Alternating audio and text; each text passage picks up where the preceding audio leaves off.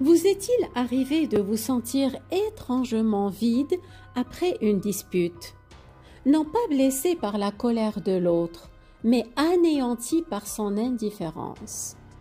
Comme si vous vous battiez non pas contre un mur, mais contre un brouillard qui vous absorbe et vous dissout sans même un écho.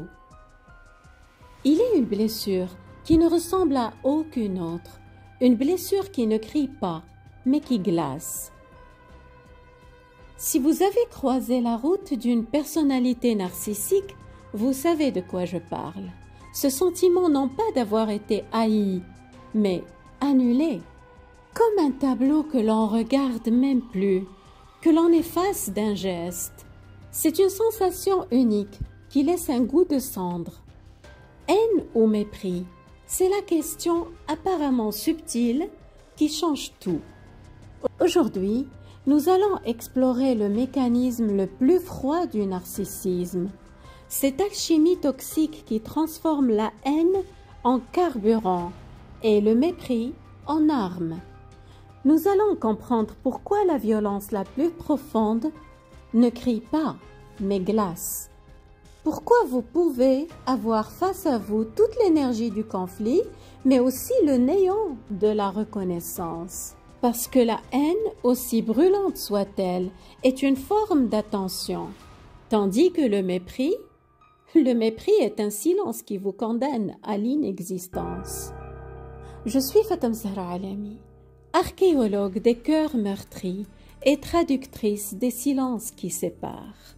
J'accompagne celles et ceux qui se sentent devenus un fantôme dans l'histoire de quelqu'un d'autre à reconstruire un palais intérieur là où le mépris n'a laissé que des ruines. Et c'est justement pour comprendre l'ampleur de ces dégâts, pour saisir la nature de ces ruines, que nous faisons aujourd'hui un travail de précision. Poser des mots justes sur des mots si subtils, devenus invisibles. Nous allons distinguer l'incendie de la haine du grand mépris froid. Parce que notre esprit, notre cœur, cherche naturellement à comprendre. Face à une violence, nous cherchons une logique.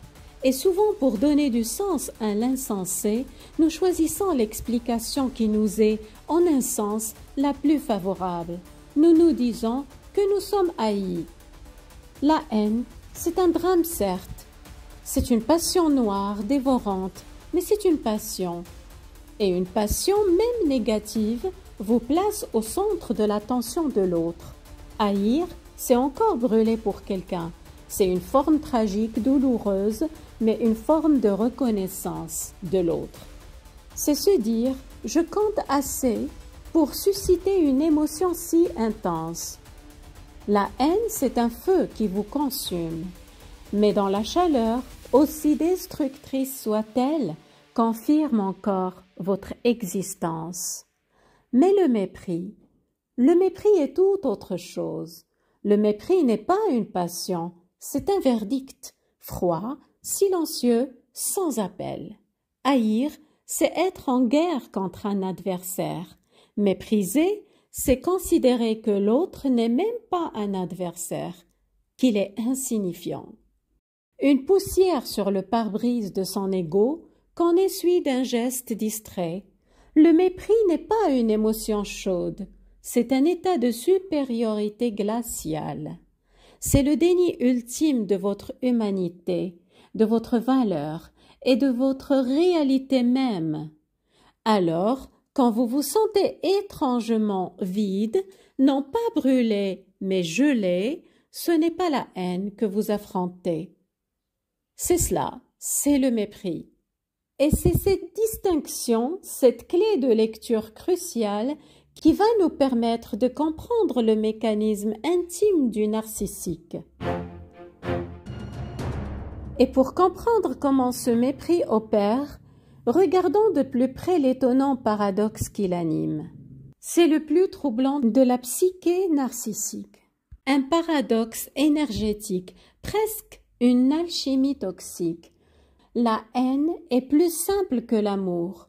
Ici, nous ne parlons plus de la nature de la relation, mais de son carburant. Imaginez un instant l'amour. L'amour est une énergie complexe, exigeante. Elle demande de la vulnérabilité, de l'attention, de la réciprocité. Elle nous met à nu. Pour un ego fragile, c'est un terrain beaucoup trop dangereux. La haine, elle, est d'une simplicité redoutable. C'est une force brute, immédiate, unilatérale.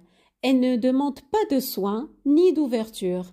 Elle donne une illusion de puissance et de contrôle instantané. C'est un incendie qui chauffe vite et qui réchauffe d'une certaine manière le grand vide intérieur.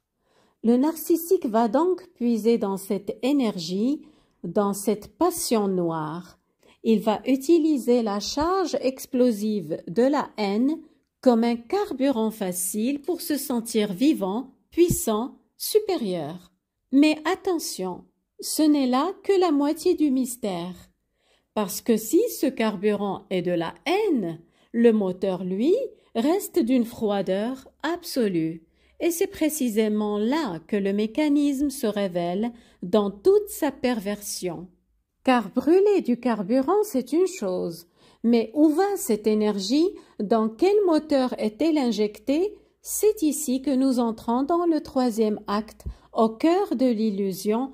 Ils ne haïssent pas, ils méprisent. Souvenez-vous, la haine est une passion qui, même négative, vous reconnaît. Elle vous place comme un adversaire digne de ce nom, un égal en puissance destructrice. Mais le narcissique ne peut pas vous accorder ce statut d'égal. Son édifice psychique est bâti sur une supériorité absolue. Parce que le fond du mépris narcissique n'est pas juste un rejet, c'est un déni radical d'égalité. Le narcissique se perçoit comme fondamentalement supérieur, appartenant à une catégorie différente et supérieure. Vous accorder le statut d'adversaire, c'est déjà vous reconnaître comme un égal en capacité de nuire, ce qui est intolérable pour le narcissique. Alors, que fait-il de cette haine qu'il puise en lui? Il la transforme, il la distille, il la refroidit. Cette énergie chaude et brute, il ne la dépense pas dans un combat où il vous reconnaîtrait, non, il l'utilise pour alimenter la machine la plus froide qui soit le mépris. Le mépris est le verdict qui vous rétrograde du statut de personne à celui de chose, d'adversaire à simple obstacle, de sujet à objet. Haïr, c'est encore brûler pour quelqu'un. Mépriser, c'est brûler l'autre sans même le regarder consumer. C'est une économie psychique perverse. Toute l'énergie rageuse de la haine est utilisée, mais sans jamais en payer le prix émotionnel qui serait de vous accorder de l'importance. Pour le dire autrement et pour reprendre une image, ils se servent de la haine comme d'un carburant, mais la brûlent dans le moteur froid du mépris. La haine, c'est l'essence qui les fait avancer. Le mépris, c'est la carrosserie blindée qui les isole et qui vous écrase. Voilà pourquoi vous vous sentez à la fois brûlé et gelé. Pourquoi vous avez face à vous toute la violence d'un incendie, mais le néant d'une reconnaissance. C'est le grand paradoxe narcissique, une passion brûlante au service d'un déni glacial. Le narcissique puise dans l'énergie de la haine comme on utilise de l'essence, mais il l'applique sous la forme du mépris comme on utilise un outil. Cette distinction est fondamentale. Elle explique pourquoi il est si épuisant d'être leur cible.